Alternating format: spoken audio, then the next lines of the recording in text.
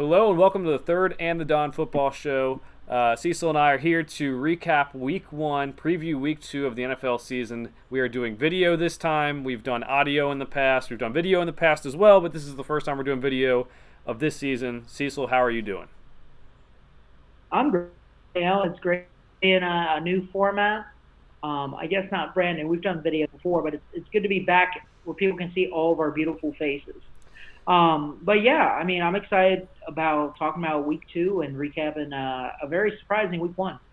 Yeah, let's get right into it, man. We got a lot of football to talk about. So let's start off Thursday night football. The Bills and the Rams played, and Cease, the Bills looked like they were on fire. They looked like the Super Bowl favorites as they are this year, and the Rams looked pretty rusty. Matthew Stafford has an elbow injury. Maybe that's something to do with it. But also maybe a theme we're going to talk about this week. The Rams did not play any of their starters in the preseason. Looked a little bit rusty.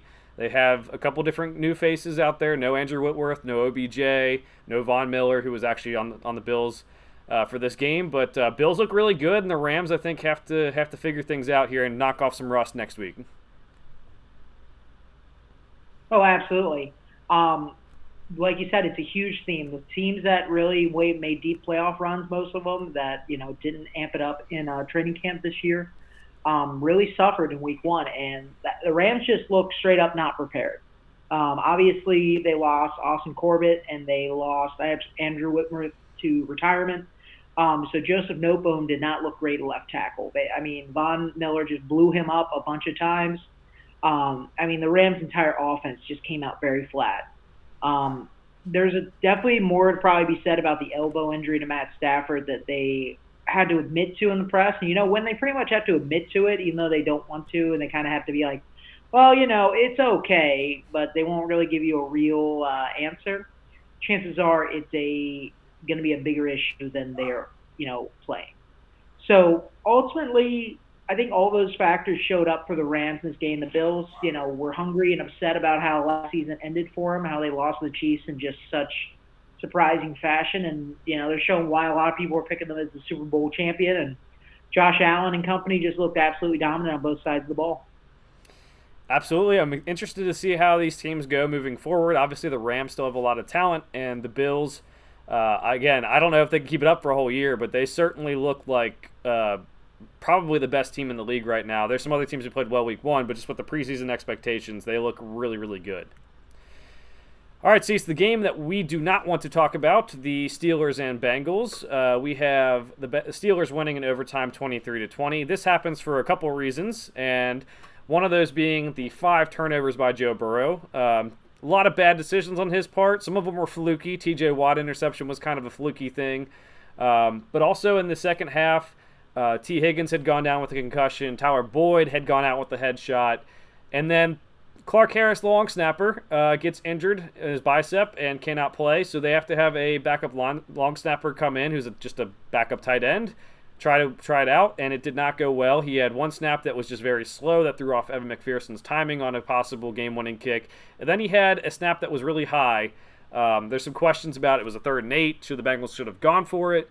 Or should Kevin Huber have just spiked the ball? It's a lot of things that went wrong. I don't think this is like something that Bengals fans should be worried about. It's just, honestly, they played about as bad as they could, and they still almost won the game. And I think that part of it is encouraging, at least. No, absolutely. It was a very tough game to watch as the Bengals, they came out looking awful. Really had not played together, at least, the offensive front line there. You got to think about this. The Bengals have 4 new linemen out of 5 this year. All 4 of those guys were not with the team last year even, so it's not even a backup. They're people that are completely new to the system. Jonah Williams, their left tackle, is the only one who has been there. So they were going to probably look a little messy to start, and a lot of times they did. But, you rolled through some of the stats from this game, and they got better as the game went on.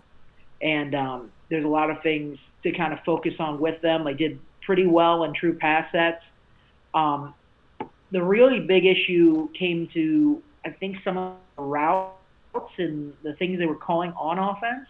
So it seemed like there were some coverage sacks as well that Joe Burrow had to end up taking, running seemed almost deep, and then the single high safety or deep, that cover two shell that a lot of teams have been running against aerial passing attacks, and it really worked really well. It looked like the Bengals just were not ready for them to pull that off. And Joe Burrow was trying to force the ball into these soft zones, and Micah Fitzpatrick made some heck of plays on the ball. T.J. Watt made a heck of a play on the line. So there's a lot of things on offense that were kind of fluky that happened, and Zach Taylor did not do a good job of adjusting the play calling throughout most of the game. So yeah, it's just a lot of things just did not go right for the Bengals from the get-go. The defense played actually pretty well. We'll see if that is something as much as the Steelers' offense is too bad, which they didn't look great by any means. They only had a couple drives where they moved the ball at all. A lot of times they were dealing with great field position because the defense of the Steelers was getting so many turnovers. I think they were very good with the game plan for the Steelers' offense, where Mitch Trubisky was getting the ball out of his hands quick. A single one or two reads, and the ball was out of his hands. He wasn't having to sit there and think, so he didn't take as many sacks, and he didn't turnovers, which I think is going to be pretty much the Steelers all did some, jet sweeps with Chase Claypool, and they gave the ball to Najee Harris, who was pretty honestly ineffective the entire game. So if you're the Bengals or you're a Bengals fan like me, it's not a pretty game to observe or watch. But they did get better as the game went on. A long snapper tearing his bicep is one of those unfortunate, specialist injuries that do happen. The same thing as losing a kicker or something like that. And you can't carry another backup. Like, the active roster does not allow you to dress more than one guy. And at that point, with a long snapper that's so specific, they got Mitchell Wilcox, their third-string tight end, who probably hasn't long snapped maybe since high school or more, going out of there and situation you practice much.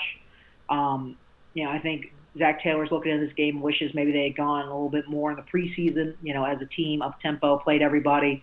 Joe Burrow's appendix getting taken out probably played a little bit of a role in that as well. This is the first live game action he's had since the Super Bowl, and all that stuff showed. They looked very rusty, but for them to be able to pretty much score a touchdown and then the extra point just gets flubbed, and then they drive down the field in overtime, and another field goal is missed.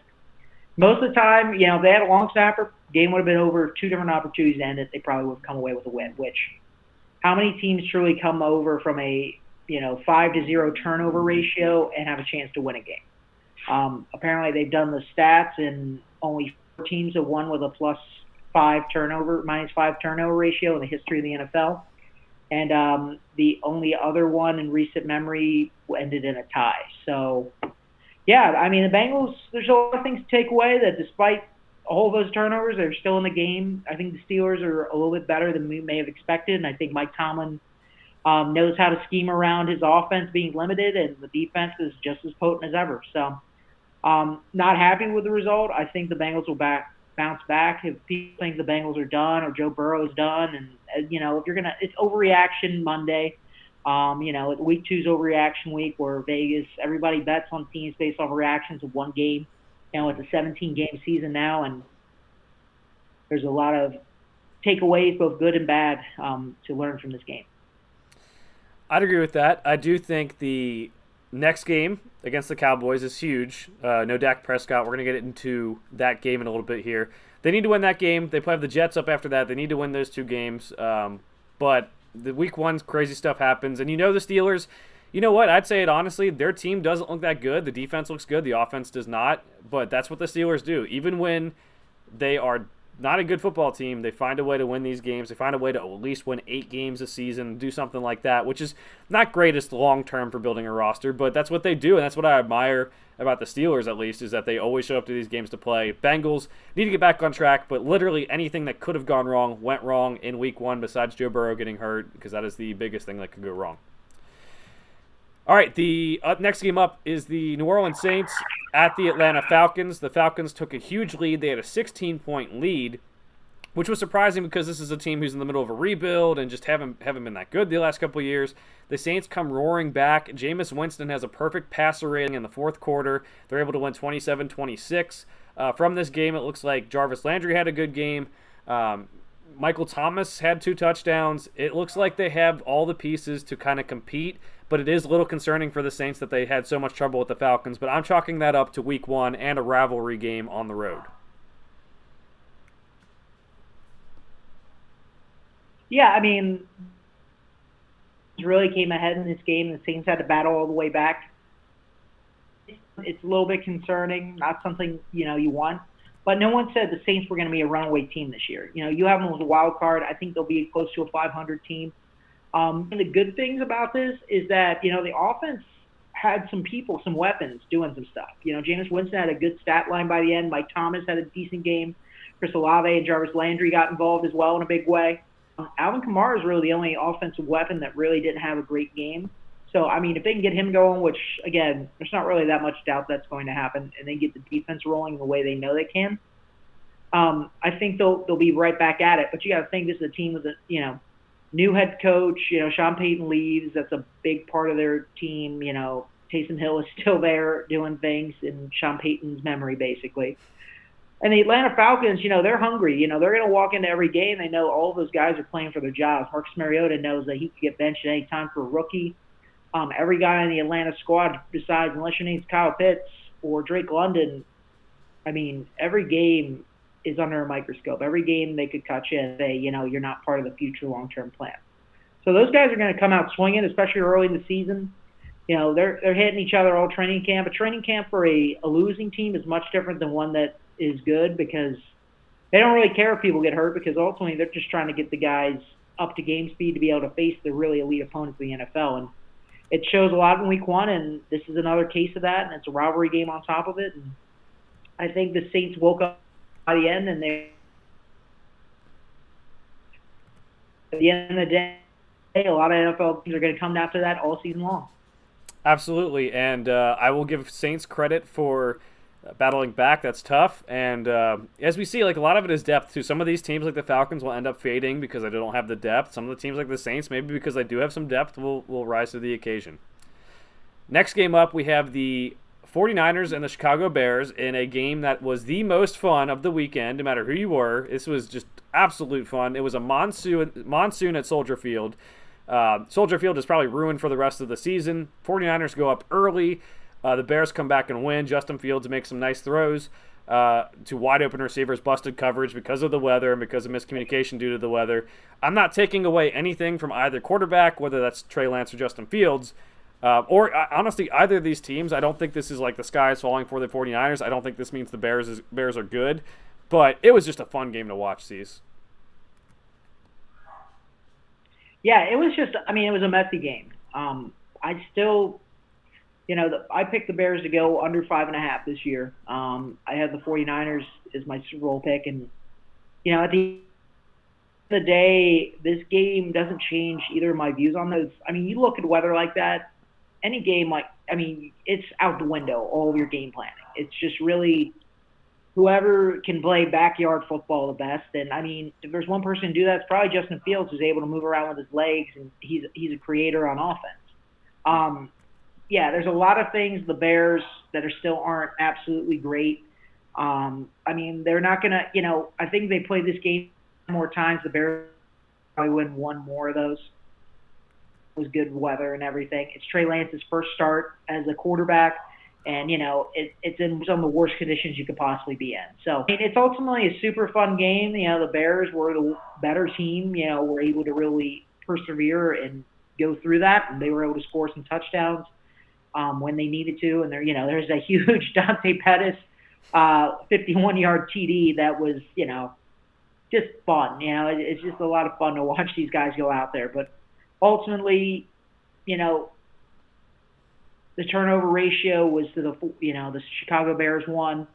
And really, that was really all it was. They just were able to keep it together a little bit longer, and it really showed. And it was a fun to watch them all, just slip and slide through Soldier Field at the end of the game.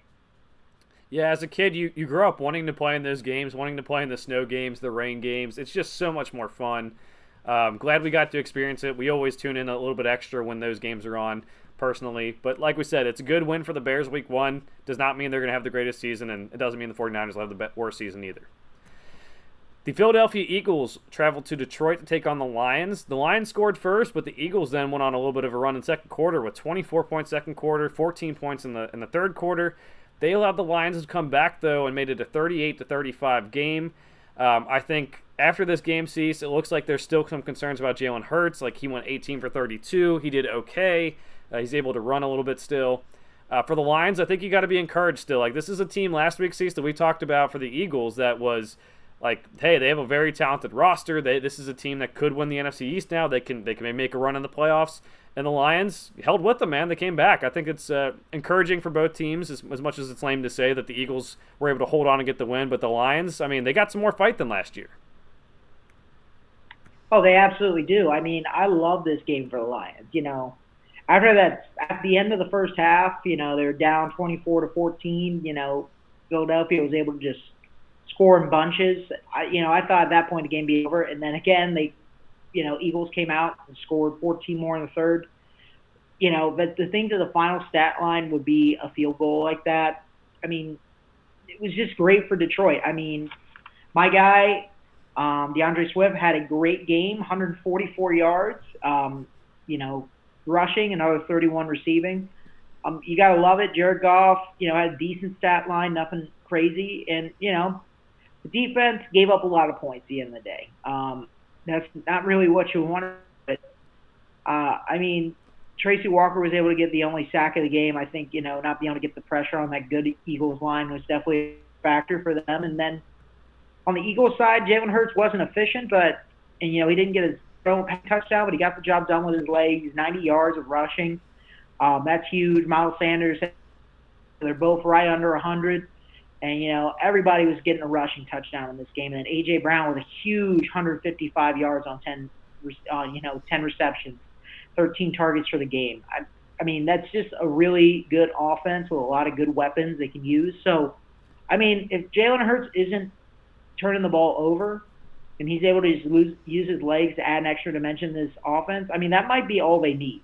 Mm-hmm. It would have been nicer to see the defense kind of close out the game, so that's a little concerning. They weren't able to, but at the same time, there's one thing the Lions are good at is they have an absolutely great offensive line, and that really showed, and it was good to see that some of their weapons were able to really score some points for them. It just defense is going to be this Lions team all year long. They've added some pieces, but still there's a lot of weak points, especially in that in that front seven. So go Lions, but Eagles come away with the way too close win. Yeah, I think it's good that the Eagles got the win. And again, the Lions, I don't think there's moral victories, but I think there are measuring sticks. And if you're measuring them up, they're much better than they were last year. So very happy for Dan Campbell. Next game up, we have the New England Patriots and the Miami Dolphins. Cecil, I'm a big fan of Tuanon. And I also think Mike McDaniel was a really good hire for them as head coach. Not that Brian Flores should have been fired, but I do think he's a good head coach hire. This is about the Dolphins' defense. They held the Patriots to 7 points, and that pretty much won the game. I think Tua had a good game as well. He had 23 of 33 passing for 270 yards and a touchdown. They used Tyreek Hill less as like a deep shot guy and more just get the ball in his hands and let him run with it, which I kind of liked for how it fits the team. Jalen Waddle had a big touchdown catch and run, so Tua's undefeated against the Patriots. I'm still a very big believer that Tua can be the guy in Miami, and I do think the Dolphins will have a very tough team this year, considering how good that defense is. Yes. Yeah, well, we know you've always been a front seat of the Tuanon squad, so hats off to you. You had took some more sacks than you may like, but ultimately, they got it done through the air. The rushing attack for the Dolphins was really nothing to be writing home about. They only got 65 yards rushing out of everybody on 23 attempts. And we got Chase Edmonds running with 12 carries, only gets 25 yards. That's 2 yards a carry. You can't have that. But yeah, I mean, like you said, they got the ball in Tyreek Hill's hands, and it really worked out.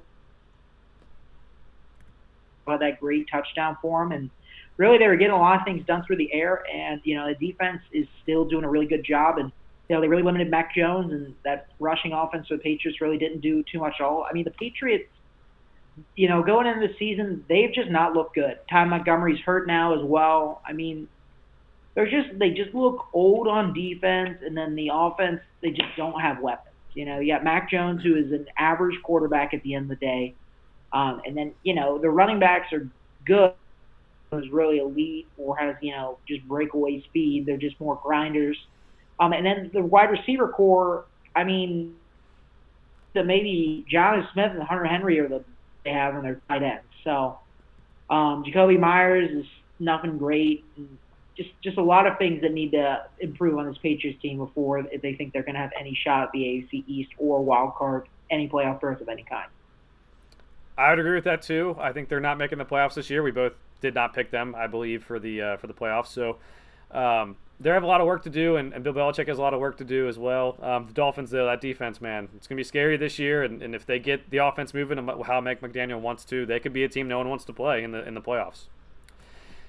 The Ravens and Jets. See, I don't have too much analysis on this one. I'm going to be honest. Lamar Jackson threw for 3 touchdown passes, looked really good as a passer in this game. The Jets were starting Joe Flacco. They didn't have a chance in this one. They have a lot of improvements, yes, but until they get Zach Wilson back, this is one of the bottom feeders of the NFL. Yeah, it was just a good old-fashioned beatdown at the end of the day. Lamar Jackson looked great, but then again, it's still the Jets. And, the Ravens, some people are talking about making a deep postseason run, so nothing really surprising about any of it. They're playing their starting quarterback, so yeah, that's really all there is to it. There's not too much to deep dive into analysis here. Good team did well, bad team, did the way it always normally does. Sometimes we can just sum it up just like the Geico Caveman sees, and this is one of them. The Jacksonville Jaguars at the Washington Commanders. The Commanders played pretty well. Carson Wentz had a very good day. He had 313 yards, 4 touchdowns. Some turnovers mixed in there as he is Carson Wentz, but he did pretty well. He found Jahan Dotson. He found Curtis Samuel a lot. Not as much Terry McLaurin, but that I'm sure will be corrected in future weeks. The Jaguars looked a little bit improved, too. I mean, Trevor Lawrence didn't have the best game necessarily, but he played okay. He found Christian Kirk for 117 yards, their new signing. They got James Robinson 2 touchdowns. If you're a James Robinson fantasy manager, then you know that's pretty big. And the head coach said after the game, Peterson said after the game, we found out how important James Robinson is. So if you're looking for some analysis between Robinson and Travis Etienne, that's the only thing you can take from this game is what they said and the work on the field. But other than that, I think it's Commanders. You want to get that win early at home, and for the Jaguars, I think you're gonna be better than last year, and maybe by default because Urban Meyer isn't there, but they look a little bit better. Yeah, I mean they look like a semblance of a football team now. The Jacksonville Jaguars do. Trevor Lawrence didn't have a great game by any means, but they look leagues better than they did last year. Last year, been in an identity. They didn't even know what the hell was going on around them. On the receiving core, actually had some good. Got 12, over 100 yards receiving. Zay Jones, he was talked about as a little bit of a sleeper, and he's already got target 6 for 65 yards reception. So, if you're in a deeper league, might be a decent stash to put on your bench. I've picked him up in a couple leagues, so somebody that might build that rapport with Trevor Lawrence throughout the year, and probably is a free agent in your fantasy leagues right now. And Carson Wentz. He did throw 2 interceptions, but he threw 4 touchdowns. And for Carson Wentz, that we've been seeing the last couple of years, you'll take that. I mean, if you're going to give him that, if he's going to give you that much offense, you'll take the bad with the good. I'll take 2 turnovers, and you're putting 28 points on the board.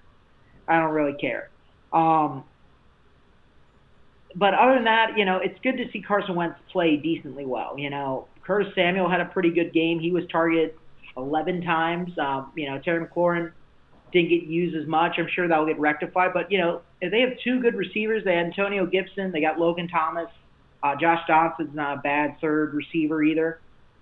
They got the makings of a decent team, and then they've got a good, front 7 for Washington as well. So I don't think they're going to make the playoffs by any means. They give a little more trouble to some of the NFC East teams if they are underperforming.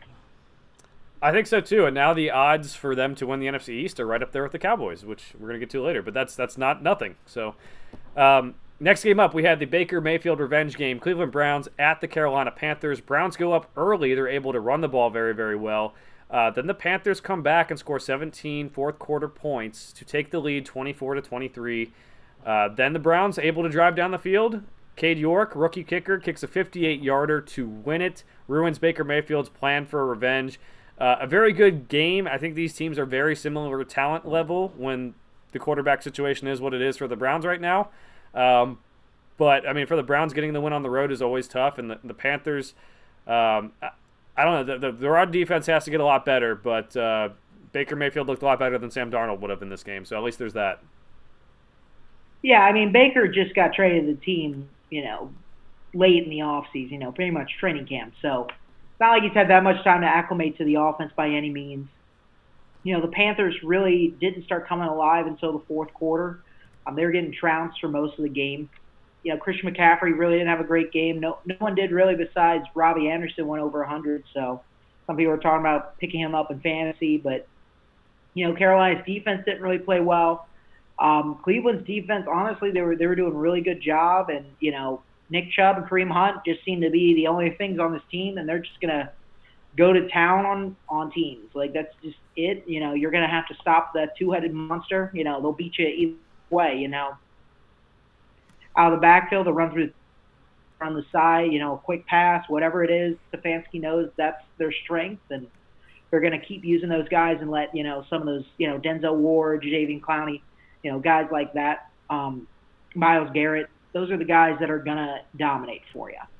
And they know that. And, I mean, that's the game they're going to have to play until Deshaun Watson comes back is, Jacoby Brissett. He doesn't turn over the ball. I think they've got a shot to win a lot of games just because they have a lot of talent around him. And, honestly, they don't have great receivers. But, Amari Cooper's good, but not great.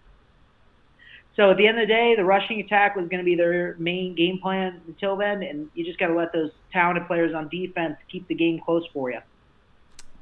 Absolutely. We're going to move on to an AFC South matchup, C. The Indianapolis Colts at the Houston Texans. Not the result that we expected here. The Texans are able to pull off a tie, which is very good for them considering the talent on their roster. The Colts were able to move the ball. They just couldn't finish drives off with points, and that even happened in overtime. They had a chance to win the game with Rodrigo Blankenship having a chance for a field goal. He missed it. He's now been waived. They're trying new kickers out and everything. But, I mean, again, this is week one. I'm not going to overreact. I still think the Colts are going to win the division, especially when we talk about the rest of the AFC South. And the Texans, they get the week one win, but or get the week one tie, but it's not like it's going to be anything different for their season two. They're still one of the bottom feeders. I don't think they're going anywhere either. Yeah, you're not kidding there. It was just weird not score points until the fourth quarter. Looking at this game and looking in and just going, what is going on? And, you look at the stat line, like all of Indianapolis's, skill position players had good, big, eye-popping numbers. Jonathan Taylor over 160 yards, Matt Ryan over 350, one touchdown, one interception, Michael Pittman 121, Nyheim Hines with 50 yards. They had 352 yards in receiving. They fumbled a good amount of times, so they only lost one. So, I mean, it was just a lot of that. They kind of put them back in field position a lot. They had to end up not going away with points. But, I mean, other than that, it's just the defense wasn't able to really stop the Texans. Obviously, they were playing with a short field. But, at the end of the day, it was Davis Mills and the Texans. I mean, their running back was Rex Burkhead for most of the game. I mean, Damian Pierce did debut that some people were hoping that when he got drafted. So they just got a lot of balls close to the red zone, and they were able to capitalize on those. And Blankenship missed the key kick. So, I mean, people in Vegas are definitely scratching their heads after this one because, I mean, this was a high spread game. I believe it was like 8 points. So there are definitely some up people that bet on the Colts this week. And, if you're one of those people who bet the Texans next year, you're sitting there going, I cannot believe I almost paid that off. That must have been like probably 4-1 odds. So hats off to the Texans. They capitalized on the Colts' mistake. It's weird early season ones where offenses are making mistakes at critical times and they're just able to capitalize even though they're able to get all the way down the field. They just, tools got to be sharpened. They got to be ready to attack and they got to be ready to capitalize on every, chance in the NFL because other teams are not going to be as easy to come back from as the Texans. A lot of teams are going to close you out, and this game's going to be before halftime. So, good for the Texans. I can't believe they are where they are. And the Colts, I mean, I feel like Jim Irsay sitting there just, after screaming And Frank Reich at the end of last season when they lost that game to the Jaguars, he's probably sitting there not happy once again. So it's probably some tense times with the owner around now, but I think they're still going to get a lot of wins. It's theirs to win in the AFC South. So all they got to do is just limit the mistakes and honestly limit those fumbles. That would definitely help. Yes. The Speaking of the AFC South, this is a good segue here. The Titans lose to the Giants, and that I think says a lot why I think the Colts can still win this division pretty easily. And the Titans down Harold Landry late in the preseason with that torn ACL. That definitely affects things. But they are up by they're leading through the first half, and then they let the Giants come back. The Giants win 21-20. They score touchdown on the last minutes there, and they end up going for two. Brian Daboll does. They get 2-point conversion, and they win the game. The Titans miss a kick. Randy Bullock misses a kick, as we know, and the Titans lose. The Giants win, and see this Brian Daboll. We're gonna get into the next two games. Will feature new coaches that I think did a really good job. Brian Daboll, fantastic job. They fixed the offensive line. Saquon Barkley was able to run for 164 yards and 18 carries. We haven't seen something like that in a long time. So he's trusting his playmakers. He went for two. He won the game on the road. I'm not going to say this Giants team is making the playoffs or anything, but I think Brian Daboll was absolutely the right hire, and he had a very, very good game in this one, even though the first half offense didn't really work. No, I think he was a great hire for them. I mean, the things he did with the Bills were great. And, it was good play calling. I'm just glad Saquon's back. It was sad to see someone that was so good in college just really get injured year after year, some gruesome injuries, and a shadow of himself last NFL season. So it's good to see that he hit many yards. It wasn't great, for a fantasy league, because a certain owner, of course, has him. But ultimately, if they can keep Saquon, if they can keep beating him like this and he keeps dominating, this offense can really work. Is Saquon, if this is a flash in the pan kind of game and teams, start really focusing on him, and if the earnest becomes on Daniel Jones to win them games, they're not going to win. It's just that simple. Titans just really weren't able to get anything going, down the field. Derrick Henry still got 4 yards of carry, 80 yards for, 21 attempts, so right around 4 yards of carry. But the receivers, nobody really got over 50-some yards. So Tannehill wasn't really killing it by any means, with his arm. So we'll see. I mean, if this team is, halfway through the season, if they've only won a couple games, I wouldn't be surprised if they'd roll the dice and bench Ryan Tannehill to go with somebody else. So this game does not really look good for him. It doesn't look like they were able to take it away at key times. Derrick Henry didn't have a huge runs, but at the same time, they didn't get close enough to the red zone or to the goal line to really let him score. So that's the danger of a team that's constructed like this. We've talked about it a lot through the years. There's a reason teams don't really have bell cow backs like that as much anymore. It just doesn't succeed as well in the NFL. The Titans have really been the only ones to prove that wrong, and it really is dependent on Derrick Henry just destroying people in the fourth quarter, and he didn't really get the opportunity to do that, and it really leads to Ryan Tannehill not being able to make plays. Definitely, and I think we are on Malik Willis watch when they put him in. It could change up the offense. His running ability and ability to throw the ball downfield could really change things up. I wasn't the highest on him coming out of college, but at some point, if Ryan Tannehill, the record isn't great, I think you make the switch. And Ryan Tannehill, had that good season with the Titans, but I still don't think he was ever that great, and that's the problem. So we'll see how they do down the stretch. New Andy Dalton. The next team that I want to talk about with the head coach who did a very, very good job in his first game as a head coach, Kevin O'Connell with the Minnesota Vikings beats the Packers 23-7. Now, the Packers got criticized for not moving Jair Alexander around in coverage with Justin Jefferson. It's very hard for the Packers to do that. They're a zone coverage team. That's just what they do. So sometimes they don't always move people around. But Kevin O'Connell was able to move Justin Jefferson around on offense to be able to get mismatches. They had him at one point on Preston Smith for a play. and that ended up with a catch for Minnesota. So Kevin O'Connell, I think, did a great job. I think the Vikings are a team to watch out for this year. The Packers, on the other hand, we had a Christian Watson dropped deep touchdown pass. We have Aaron Rodgers looking very frustrated with his offensive line, with his wide receivers, with everything basically. That Packers defense can still be pretty good. This is just a weird matchup with, Dalvin Cook, Justin Jefferson, just very, very good players. But I think this is says a lot about being week one, so Kevin O'Connell prepared extra tough to get that first win he's ever had, and B, he just did a good job of exploiting the matchups. Yeah, the Packers looked just terrible. Aaron Rodgers was visibly frustrated on the sideline. Line couldn't really give him time. Receivers really weren't doing anything.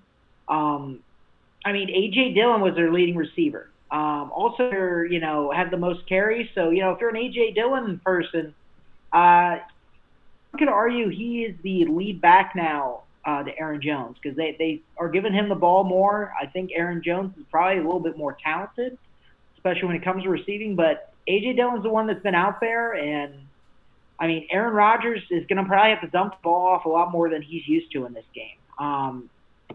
But yeah, a lot of the young receivers did not do anything. Romeo Doubs led the wide receivers in receiving. Christian Watson had 2 catches. And Sammy Watkins really didn't do much of anything. So neither did Rob. So the veteran receivers really didn't play their best games by any means, and you really didn't have anything to show for it. So is this going to be the season for the Packers? Absolutely not. I did pick this game as the Minnesota Vikings to win, so I did pick this. I know it was a close spread anyway in Vegas, but they thought it was going to be close as well. But yeah, Aaron Rodgers came out flat the first game of the season 2 in a row. Sit there and just say he's done because the same thing happened last year.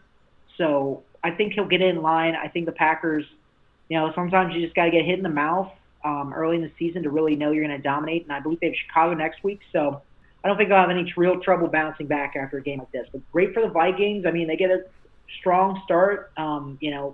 I think they're going to make it in the playoffs this year. And, they play like this.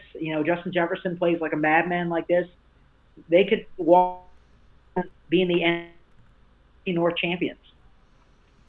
Yeah, I've seen some people who really, really are high on the Vikings, and I have to agree after 1 week. Like I know I said you don't want to get too hyped up on week 1, but what we saw from them was like something we haven't seen in years, and I think the firing Mike Zimmer just came at the right time. He did a very good job with them for a while, but at a certain time you got to go a different direction, and they picked the right time to do it. The Chiefs and the Cardinals. The Chiefs dominated 44-21. The Cardinals really only scored they scored 1 touchdown first half, and the rest were in garbage time.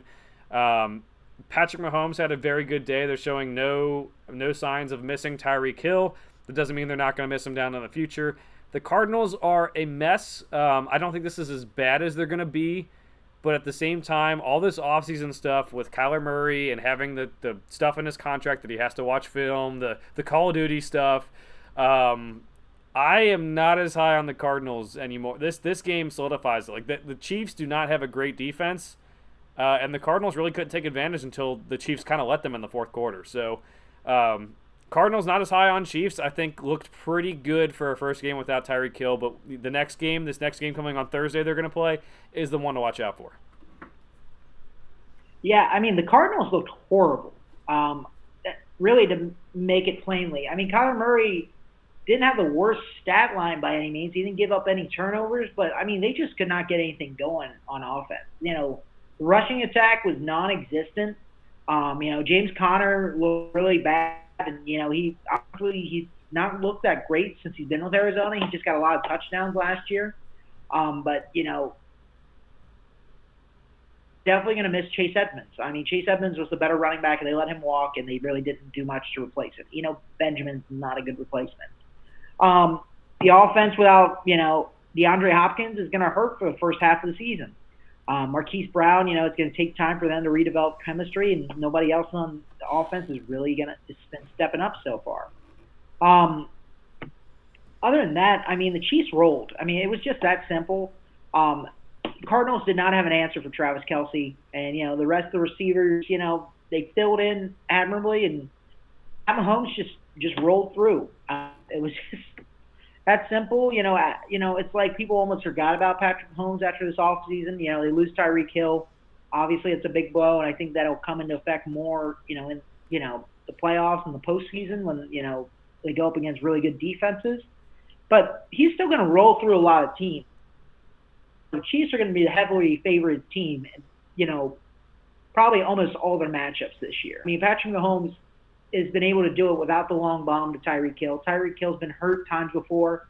If Travis Kelce just keeps producing like this, they really won't miss him that much until late in the season. Because, Patrick Mahomes, if he stays patient and just dinks, he's got the arm strength to beat you on the big. No one seems to be able to have an answer for Travis Kelce still. So, Cardinals, I'm hitting the panic button on. I wasn't high on them before the season. I still say the 49ers finish with the Cardinals this year. I just don't see the light in the tunnel for the Cardinals anytime soon. And, you got to respect the Chiefs every game. This wasn't something where Tyreek Hill's gone and suddenly the offense is morphed into something that doesn't work. Yeah, definitely the Chiefs. I'm feeling pretty good. Cardinals, like you said, just I don't know. Kyler Murray needs to figure it out, and they gave him a big contract, so we'll see if he does. The other AFC West game, another game that featured AFC West teams, the Las Vegas Raiders and the Los Angeles Chargers. I'm glad I got that right with all the city changes over the last couple of years. The Chargers win 24-19. The Raiders, they were up early. The Raiders tried to come back late in the game. This featured Keenan Allen getting hurt and leaving the game, Mike Williams doing nothing, so it was kind of a tough game, but Justin Herbert still played well with 3 touchdown passes. The Raiders tried to come back. It was a tough game against this Chargers defense and Khalil Mack. Derek Carr only completed 22 of 37 passes. Devontae Adams is the bright spot here, 141 yards and 1 touchdown. This is a tough game for the Raiders to win on the road. I know it's the Chargers' home stadium, so it's not like it's that big of a home field advantage, but it's always hard to play away from home. And the Chargers have a super stacked team. They're going for a Super Bowl run with Khalil Mack and J.C. Jackson getting acquired, so not always the easiest, but Chargers get the win. That's very important in what's going to be this tight AFC West race. Right. You can't throw 3 interceptions and expect to win many games. Mm-hmm. Khalil Mack, 3 sacks, I believe, in his debut for the Chargers. That's great for him. The defense is very talented. So is the offense. Offense for the Chargers didn't have, a crazy game, but they didn't make any mistakes. And, 3 TDs for Justin Herbert. That's pretty efficient offense. Like you said, the bright spot of Vegas and why, I don't think they're going to be, I think they're going to be competing for a wild card spot this year is, they got Devontae Adams and Darren Waller as their 1 and 2. That's a pretty nasty duo right there. Devontae Adams, pretty much picked up right where he left off. A little bit was a little bit loader in garbage time, but the man got 17 targets. That is absolutely crazy. He's already shown that, he and Derek Carr really picked up right where they left off in college at Fresno State. So hats off to them. And, I think, it's not a team I want to play this year. I'm not looking at that game. If I'm looking at the Raiders going, this is a cupcake game. This is a game you're going to have to fight, and you got to be ready to go in. Their defense isn't going to, stop you that much. But, the offense has the ability to be pretty lethal. If Derek Carr can just really cut down on the interceptions, they could be very well much closer in this game.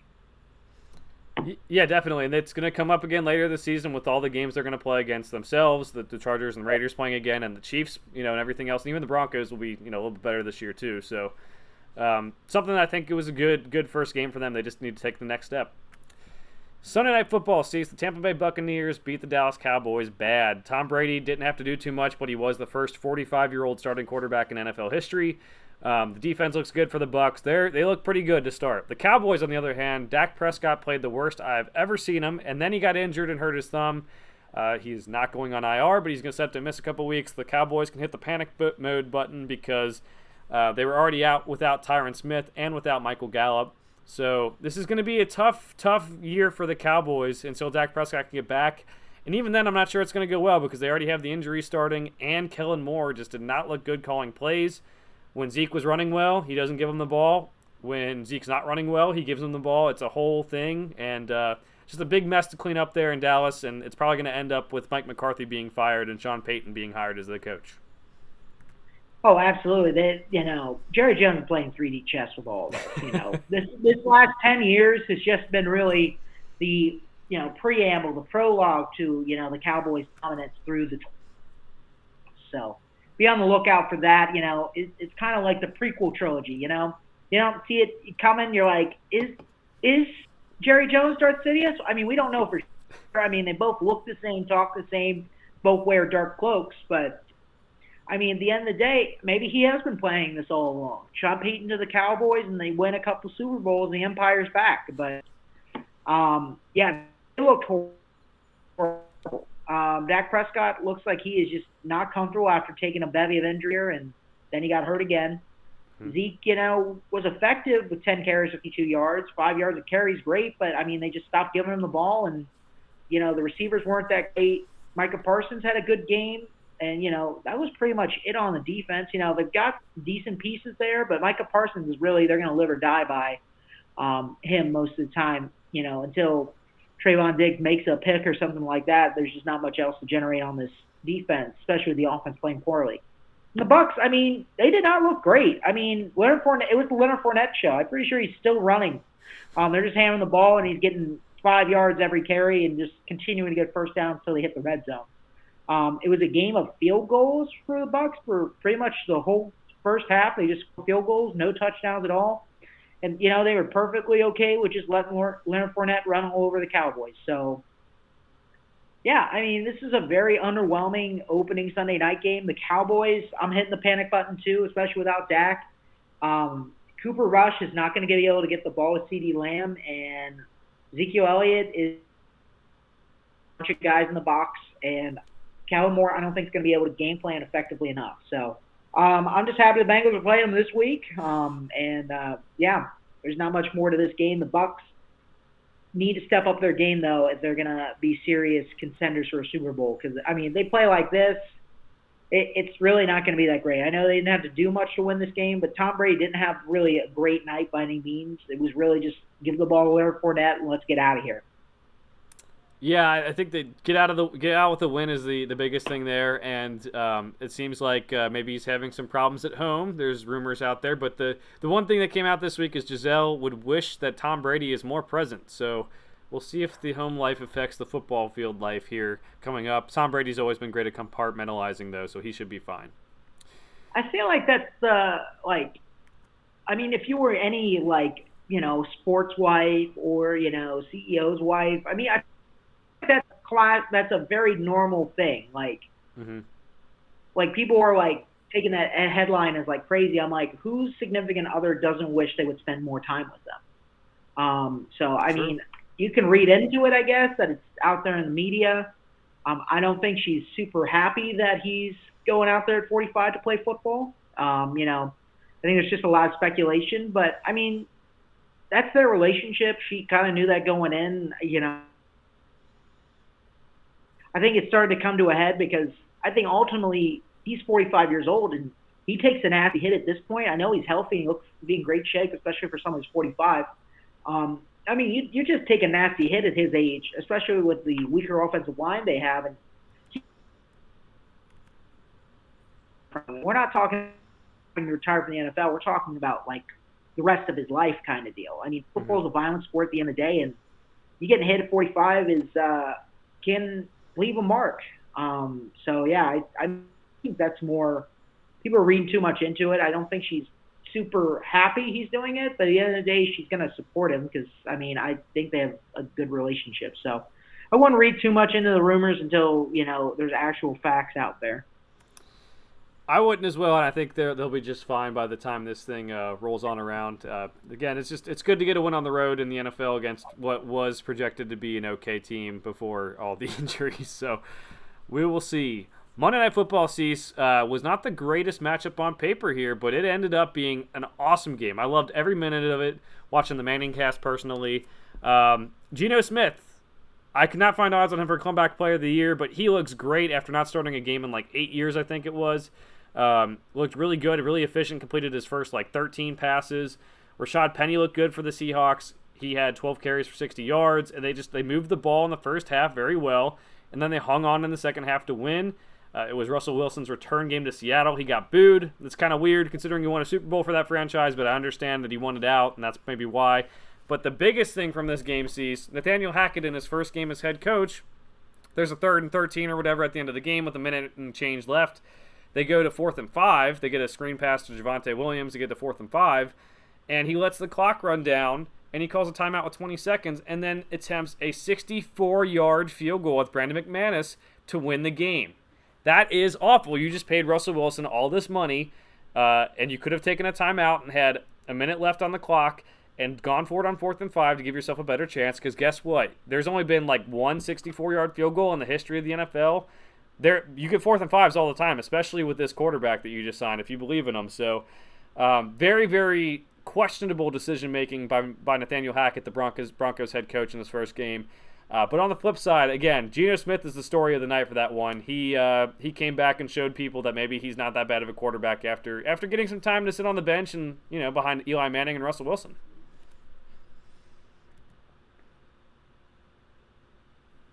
Yeah, I mean, this was a game of just fumbles galore, really. I mean, the Broncos fumbled the ball in some really key situations on the red zone. Otherwise, they would have won this game. I mean, they outgained them in every metric pretty much available besides turnovers. But, yeah, I mean, that was a head scratcher for me as well. I mean, like you said, 4th and 5, you pay Russell Wilson all this money. You think he's, an elite QB. That's why you take all this capital and spend it on him. And it's a very manageable 4th and 5 where the team is, having to play off. At the end of the day, they don't want to give up the big play over the top touchdown in the game either. It's not great play calling. It doesn't show a lot of trust in your all-world quarterback. And, it's just how many times have we said, quarterbacks, if, you think you're a top-tier quarterback and you think you have that top-tier offense, why are you playing it with a 64-yard field goal? Maybe if it's 55 range. Brandon McManus has shown through the years he can make a lot of clutch field goals. But 64, why are you hoping for NFL record hits when, a 4th and 5 is not super likely play, but it's a lot more likely than 64-yard field goals in Seattle. An away game. Just bad game planning there. I think, maybe he'll learn a little more as he gets to be a head coach. But, I mean, this was what I say before the season. I said the Seahawks aren't going to be the worst team in the NFL because Pete Carroll plays games close. I mean, he's never going to play a game that you're just like, wow, they just fell. But, the defense is disciplined enough to get the turnovers when they need them. They're just going to keep running and doing quick passes. They're just going to play sound football that's going to keep them there in the game, and they're going to let you make the mistake. And ultimately, the Broncos did, and they capitalized each and every time, and that's why they're the winners. Absolutely. All right, we're going to move on to our Week 2 picks now, Cecil. Starting it off with Thursday Night Football, what is coming on Amazon Prime? The first big Amazon Prime game after all these new contracts.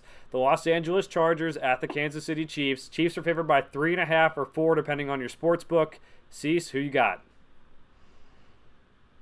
I'm going to have to go with Chiefs. I think the offense just looked absolutely amazing last week against the Cardinals. I think Patrick Mahomes is kind of on all cylinders right now, and it's home. KC is a tough place to play at Arrowhead, and Chargers, that's a decent trip away. So, and it's on a short week; they got to go away and play their rival. So, I mean, these have been really good games so far, but ultimately, I'm going to pick the Chiefs to win, and I'm going to take the Chargers with the points because I think it's going to be a field goal. I'm going with the Chiefs to win and cover. I do think the Chargers are probably the better overall team, but that offense really surprised me, in Week 1.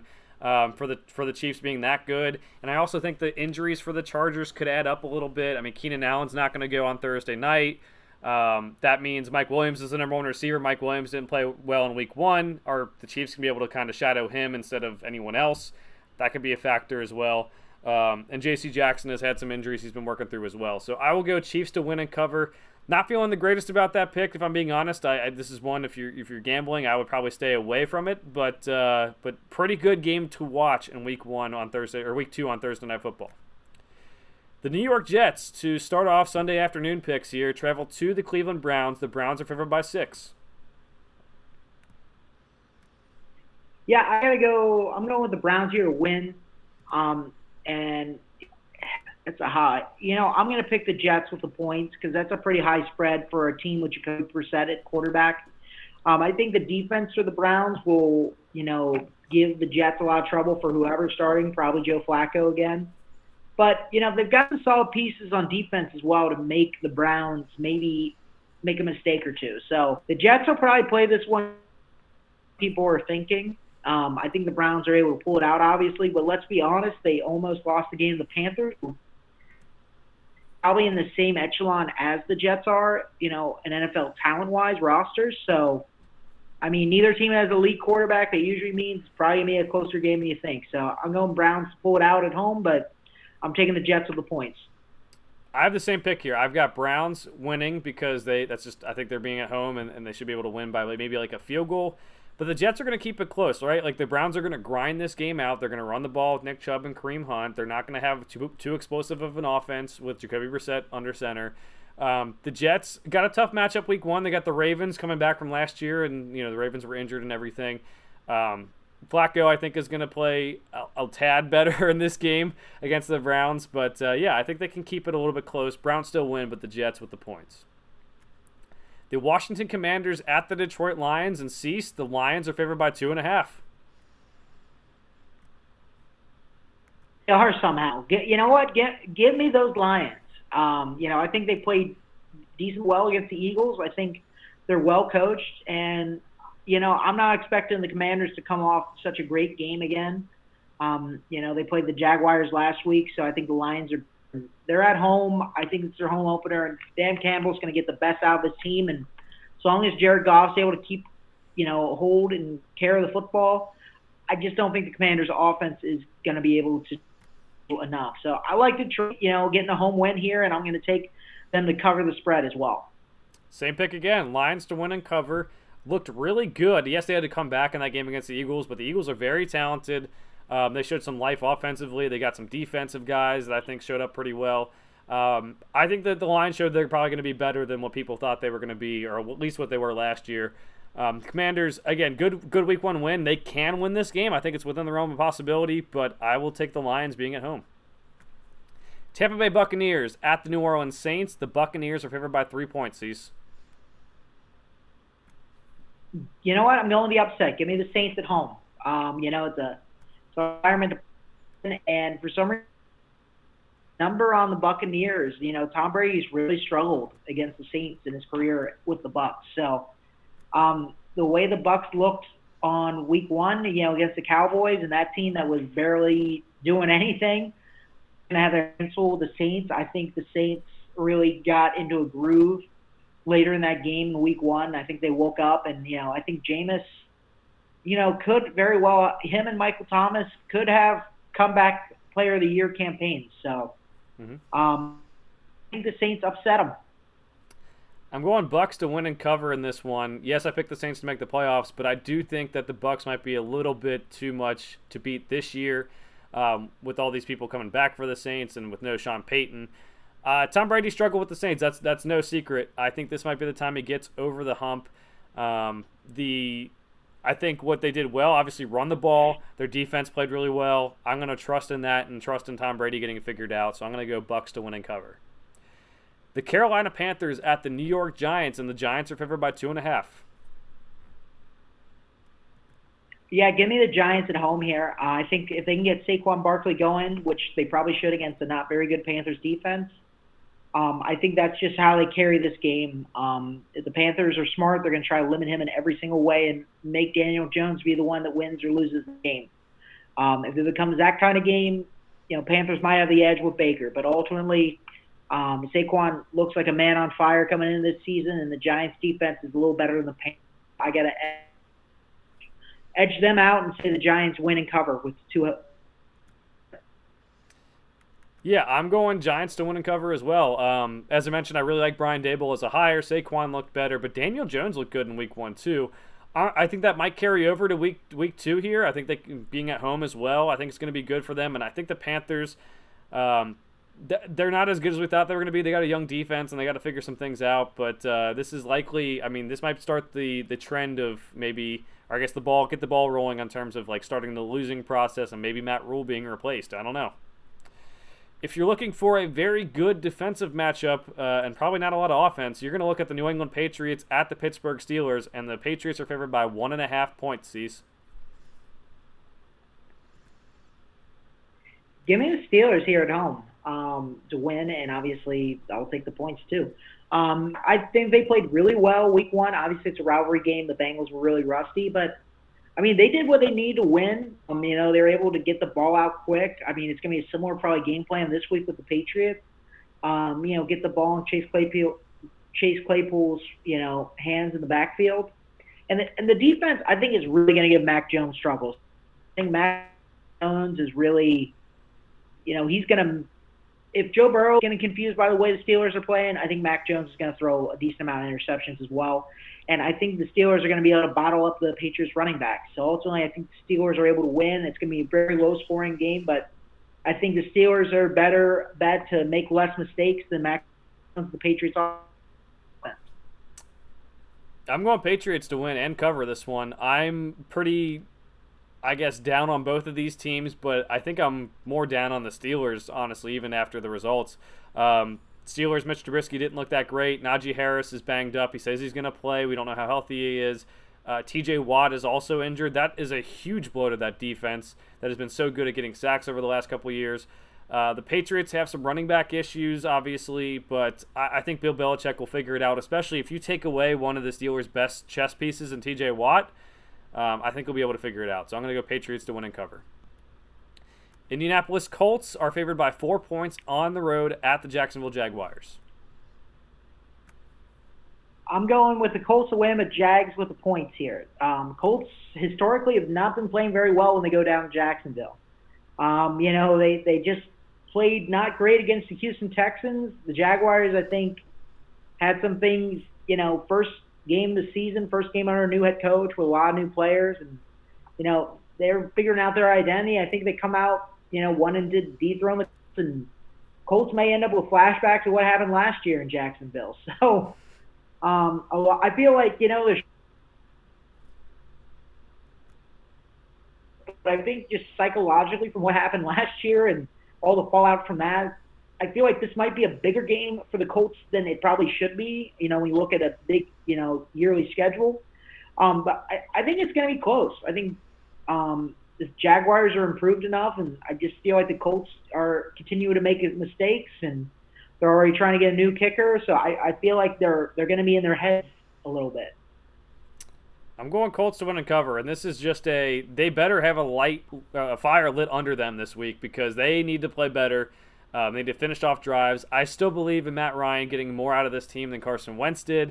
I still believe in them being able to move the ball with Jonathan Taylor. I think Michael Pittman is a budding star at wide receiver.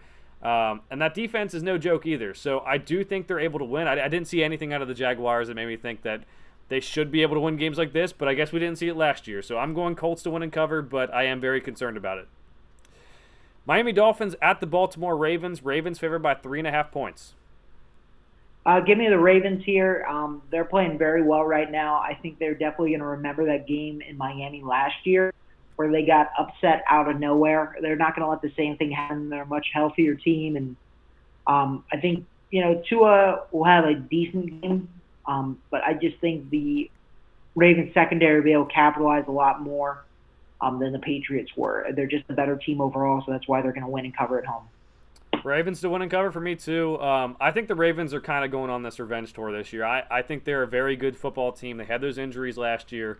They have the fourth place schedule going into this year. I think they're a team that people should be afraid to play again, and I think Lamar Jackson proved week one, once again, not that he needs to prove it again, that he can beat teams with his arm and his legs. Big contract year for him. He couldn't get a deal done with the Ravens. We'll see what comes of the season, but I think they win and cover at home. All right, Sunday evening games. We have the Atlanta Falcons at the Los Angeles Rams. Rams favored by 10.5 points. That is a gigantic spread for a team that just got pummeled last week, but they've had a lot. Falcons are on the road. I'm picking the Rams to win, and I'm going to pick them to cover as well. But a high spread like that early in the season, especially when the Falcons came to play against the Saints, concerns me a little bit. I would stay away from this highest spread. There's something going on. There's a lot of it's overreaction week in the NFL. It's just a high spread for a team that didn't play super well last week. The running back situation, are you putting the worst guy out there because Cam Akers is in the doghouse or something? It's just not a place a place you want to be. So Rams are going to win this one, but by how much? It's a toss.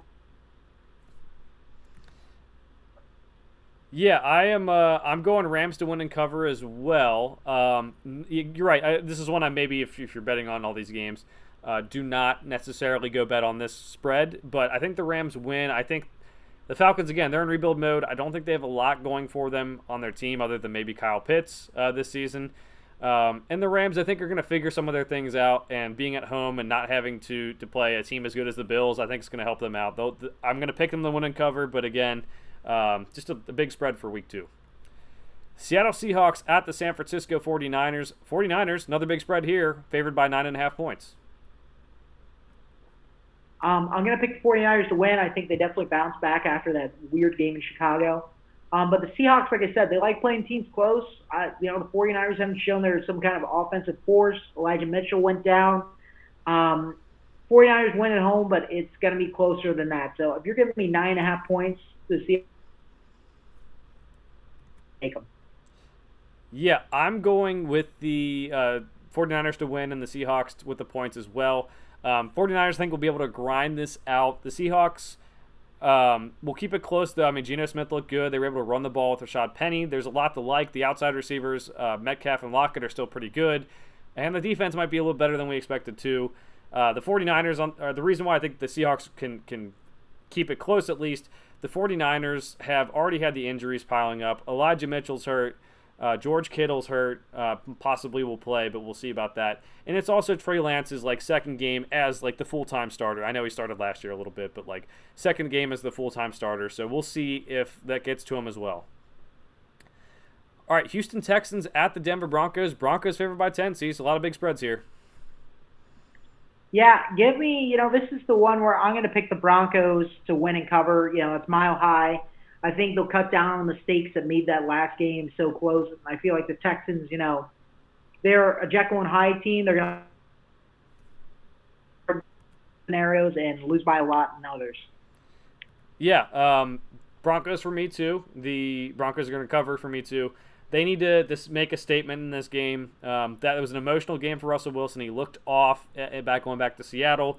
Nathaniel Hackett will learn from his experience in Week 1, at least we hope. And that defense, I mean, they did lock them down, the Seahawks down in the second half. I think against a team like the Texans, they can play that way for the whole game. So I'll go Broncos to win and cover. Next game up, Arizona Cardinals at Las Vegas Raiders. The Raiders are favored by 6.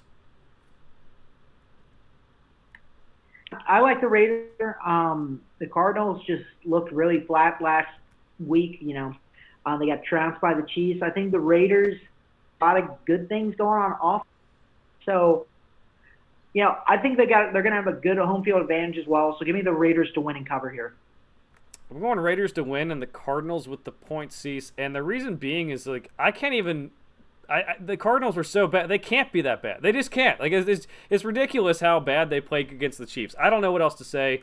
This is one of those almost a double checking of myself. Am I really that low on the Cardinals? They can't. They just can't be that bad. So another one that, again, I don't know if I'd bet this game with the spread, but I'll take the Raiders to win and the Cardinals with the points. Cincinnati Bengals at the Dallas Cowboys. Bengals favored by 7 points on the road. As we noted, this is a very, very banged-up Cowboys team with Michael Gallup, Dak Prescott, Tyron Smith. A lot's going on. The sky is falling for them. Cease, who do you have? I'm going with the Bengals to win and cover at 7 points. I'm not super happy with the spread here. Because, let's be honest, the Bengals just had a very emotional loss where a lot of things did. There are a lot of miscues and problems on offense, a lot of miscommunications, pretty bad, situational game calling and poor adjustments on top of it. But I think Joe Burrow is going to come out firing. I think are they really going to be able to stop Micah Parsons, that offensive line? That's going to be a huge key for that offense. I think they'll get a little better. They were able to handle T.J. Watt at some points last week. So I think the Bengals are just going to get better with time as they play together more. T. Higgins is tracking towards playing. That's just don't have a lot of receiver depth. And I think the Bengals defense is going to do very well against this very banged up Cowboys offense. So ultimately, I don't think the Bengals are going to lose 2 games that they should win like this. So give me the Bengals to win and cover, in Jerry World. I'm going Bengals to win and cover too. And if they don't win and look good doing it, it is time to hit the panic button. Like, this is a banged up Cowboys team you need to beat, you need to put to bed. The only way I could see the Cowboys winning this game is if Micah Parsons just goes off and has like 3 turnovers and maybe 2 touchdowns himself. But I'm going Bengals to win and cover. Everything says that they should be able to win and cover this game, which scares me, but they should be able to do it. Sunday Night Football, the Chicago Bears at the Green Bay Packers. Another big spread sees Packers favored by 10, but Aaron Rodgers does own the Bears. Yeah, he really does. I mean, the Packers, ultimately, you look at this game, and, I mean, he is the Bears' owner at this point. I mean, I think the houses should just cut him in. I don't know how many more times you can dominate one team. So,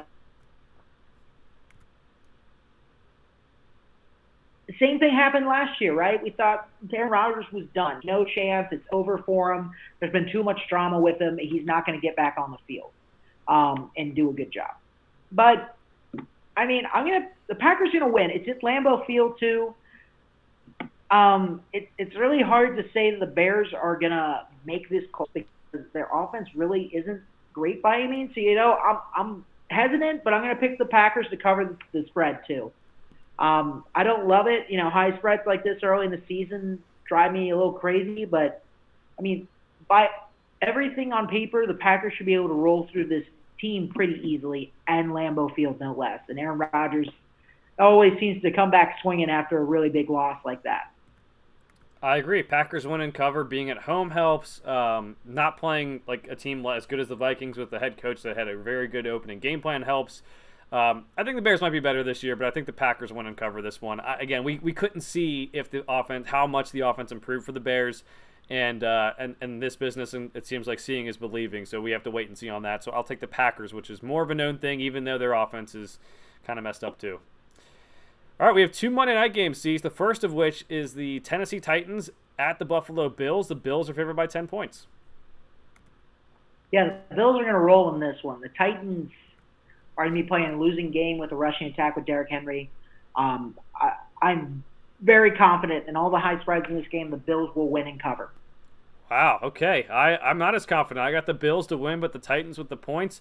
Another one that I'm kind of thinking like, hey, the Titans can't be this bad, right? Like, they lost Harold Landry. That's fine. They can still just pound the rock, with Derrick Henry. I'm very high on the Bills. You guys know that. I picked the Bills to win the Super Bowl, but it's almost like a back to reality game for week 2. I'm trying not to overreact as much as possible, but we all do it. We all overreact to week 1, so I'll take Bills to win and the Titans with the points. We'll see if it works out. The last game of the week sees the Minnesota Vikings at the Philadelphia Eagles. Double Monday night game. The Eagles are favored by 1.5 points. Give me the Eagles to win and cover here. I think they're the better team at the end of the day, and it's every favorite time Kirk Cousins in prime time. Eagles have 2 very good tandem corners. And I think, the additions they've made in the offseason makes them a very good team and a very dangerous team at that.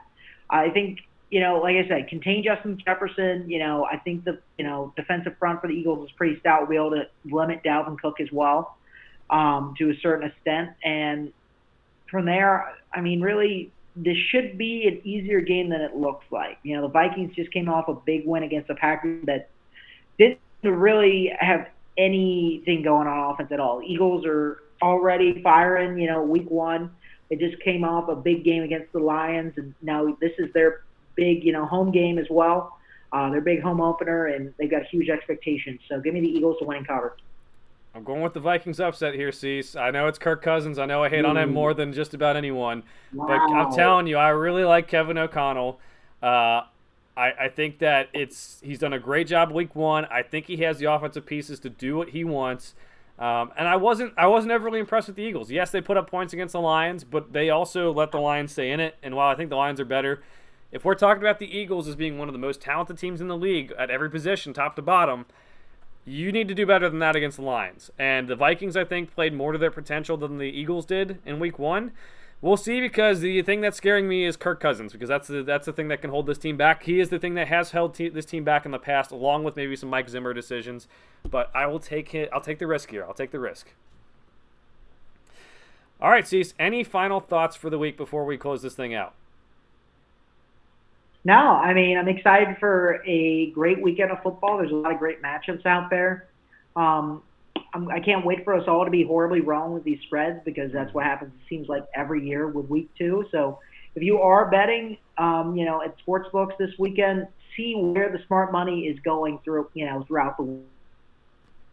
Because there could be a lot of rushes to certain, points, as people overreact early in the week. Look where that Vegas smart was Saturday night to Sunday morning. Absolutely. I have no final words. It's been great. Week one, obviously chaotic week one. I'm looking forward to week two. We will be back next week to recap week two, preview week three, talk about any other big news going on in the league. For now, thanks for listening. Thanks for watching. We'll see you guys next week.